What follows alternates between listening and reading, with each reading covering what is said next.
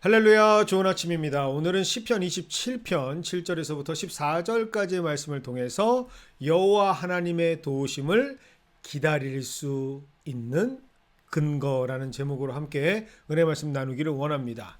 첫 번째, 우리가 하나님의 도우심을 기다릴 수 있는 근거는 바로 하나님의 속성 그 자체가 하나님을 부르고 찾는 이들을 도우시는 하나님이시기 때문입니다. 분명히 이것은 그 누구도 아닌 하나님께서 먼저 우리에게 주신 약속의 말씀에 분명히 기록되어져 있죠. 시편 50편 15절의 말씀입니다. 환난 날에 나를 부르라. 내가 나를 건지리니 내가 나를 영화롭게 하리로다. 즉 하나님께서는 스스로 자신을 증거하시면서 하나님은 우리가 부르짖을 때 그 부르짖음의 상황과 어려움에서 건져주시는 하나님이시라고 말씀으로 확증하고 계십니다. 그리고 더군다나 그렇게 하나님께서 우리의 부르짖음에 응답하시는 그 구원을 하나님께서는 우리가 하나님을 영화롭게 하는 결과로 여겨주신다라고 말씀하시죠. 이 얼마나 대단한 약속입니까? 어려움을 당하면 부르짖으면 구원해 주시고 그 부르짖음의 구원을 얻는 이 모든 과정을 하나님께서 스스로 결국 하나님을 자신을 영화롭게 하는 것이다라고 간주해 주신다라고 말씀에 기록해 놓으셨습니다. 그러니 타 종교에서 봤을 때 우리 하나님을 보고 전혀 이해가 안 되는 신이다라고 말할 수밖에 없는 것이죠.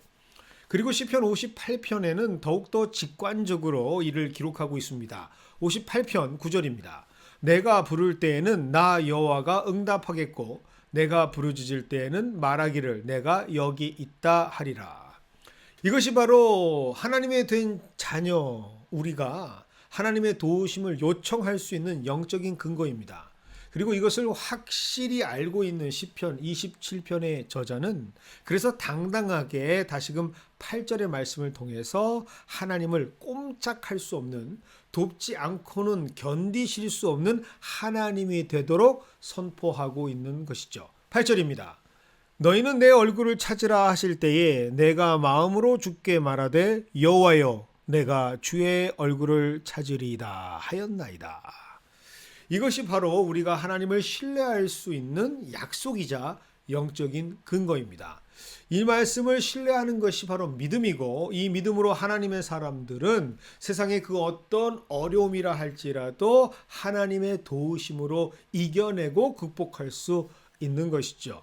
그리고 그 믿음은 인간의 한계를 뛰어넘는 천상의 것, 하나님의 차원에서 주시는 약속이 있기 때문입니다. 그런데 말입니다. 그럼에도 불구하고 여기에 우리 신앙인들이 현실에서 겪게 되는 한 가지 고충이 있습니다. 그 믿음을 가지고 간절히 기도하는 모든 기도가 쉽고 빠르게 응답될 수만 있다면 얼마나 좋을까요? 하지만 많은 경우 여전히 하나님께서는 하나님을 신뢰하고 믿음의 강력한 힘을 믿고 그렇게 기도하고 있지만 그 응답이 좀처럼 우리와 기대와 다르게 반응하는 것을 볼 때 우리는 실망하고 조급해 한다라는 사실을 고백하지 않을 수가 없습니다. 사실 오늘 시편의 주인공 다윗도 그랬죠. 다윗의 기도 역시 곧바로 응답되지 않습니다. 그렇게 작심을 하고 기도를 하고 있는데 그의 상황은 변하지 않았고 그가 직면한 문제들은 그대로 그 자리에 있습니다. 오늘 본문에서 보듯이 적군은 여전히 다윗을 향해 칼을 들고 전진해 오고 있습니다. 그러니 천하의 다윗이라 할지라도 결코 원하지 않았지만 흔들릴 수밖에 없었죠. 혹시 하나님이 나를 버리신 것은 아닐까? 혹시 내가 깨닫지 못한 죄가 있어서 하나님께서 여전히 노여워하고 계시는 것은 아닐까? 혹시 하나님께서 그 얼굴을 그래서 내게 가리고 계시는 것은 아닌가? 염려했던 자 역시도 오늘 믿음을 노래하고 있었던 시편의 주인공 다윗입니다. 그래서 오늘 시편 9절에서 그는 이렇게 기록하고 있습니다. 주의 얼굴을 내게서 숨기지 마시고 주의 종을 노하여 버리지 마소서. 주는 나의 도움이 되셨나이다. 나의 구원의 하나님이시여 나를 버리지 말고 떠나지 마옵소서. 믿음으로 신뢰하지만 동시에 걱정과 의심을 하는 존재들이 바로 우리 인간들입니다. 그리고 우리 인간들이 살아가는 이 세상에는 그래서 말로는 설명하거나 정확하게 표현하지 못하는 그런 세상의 일들이 있죠. 절대로 그러면 안 되겠지만 인간이기에 어쩔 수 없이 한계를 가지고 있는 자들이 만들어내는 세상에는 이런 일들이, 이런 사건들이 벌어집니다. 대표적인 것들이 바로 약속을 깨는 일들이죠. 특별히 자신의 자녀를 포기하는 현실을 마주하게 될 때 우리는 말할 수 없는 아픔과 슬픔을 느끼게 됩니다. 어떻게 부모인데 자녀를 버릴까 생각하지만 부모도 현실 속에 살아가는 한계가 있는 존재이기에 정말 피를 토하는 심정으로 심장을 도려내는 아픔으로 그것을 감수하면서까지도 어쩔 수 없이 살아가는 아이들을 포기하는 현실을 맞이할 수도 있는 것이 우리가 살아가는 세상입니다. 하지만 하나님께서는 절대로 그런 하나님이 아니시죠.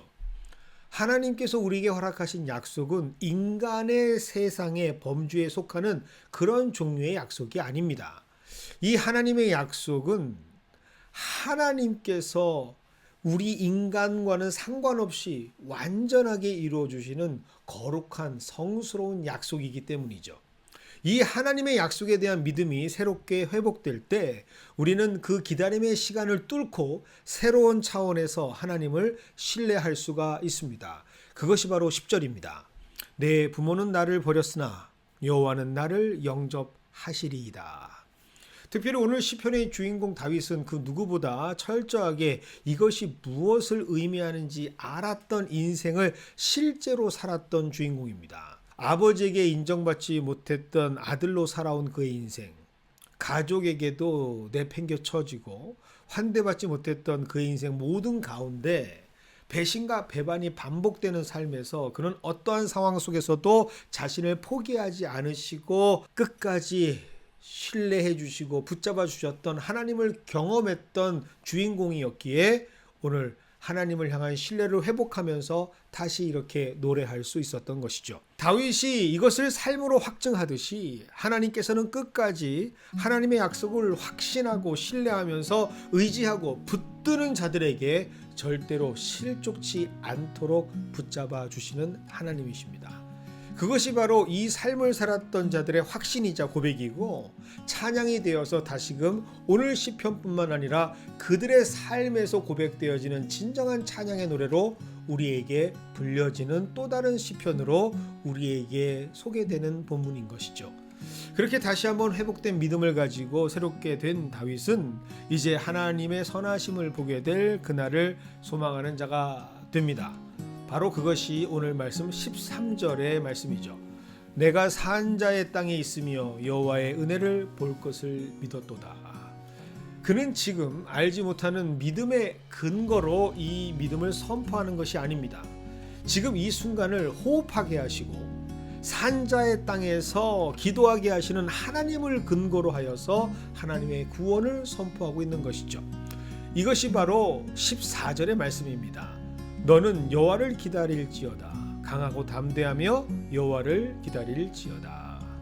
사랑하는 성도 여러분, 이제 2024년에 한 해가 저물어 가고 2025년에 새해가 밝아오고 있습니다. 하지만 이때 흘러가는 한 해도 한 세월, 그저 다가오는 새해도 전혀 어떠한 의미 없이 마주하고 있는 이들이 있다면, 그러면서도 그것이 바로 나의 삶이다라고 말하고 있는 신앙인이라면 오늘 이 말씀을 꼭 붙잡으시기를 바랍니다. 인생을 무의미하다고 고백하는 패배자들처럼 그렇게 하루하루 보내는 의미 없이 살아가는 사람들은 진짜 신앙인이 아니기 때문이죠. 혹시라도 누군가 오늘 그런 모습을 가지고 있다면 오늘 말씀이 여러분들을 깨어 새롭게 만드는 말씀이 되기를 소망합니다. 성도란 우리가 어떤 상황에 놓여 있든지 반드시 하나님의 도우심을 보장받은 사람들이고 그 확신의 약속을 믿음으로 기다리면서 결국에는 하나님의 도우심으로 하나님께 영광을 드릴 수밖에 없는 사람들이기 때문입니다. 그래서 내일 지구가 망한다 하더라도 한 그루의 사과나무를 심겠다고 고백하는 사람들이며 자신의 주어진 삶에 개입하시고 주관하시는 하나님을 바라고 믿음과 소망으로 살아가는 사람들이 바로 이 땅을 살아가는 하나님의 사람들인 성도, 그들의 모습인 것이죠. 이 위대한 약속을 찬양하는 오늘 시편의 주인공처럼 함께 27편을 나의 노래로 고백하는 저와 여러분이 되는 오늘 하루가 되기를 원합니다. 하나님께서는 반드시 우리를 새롭게 하시는, 하나님의 약속으로 새롭게 하시는 오늘을 살아가는 주인공이 되게 하실 줄 믿습니다.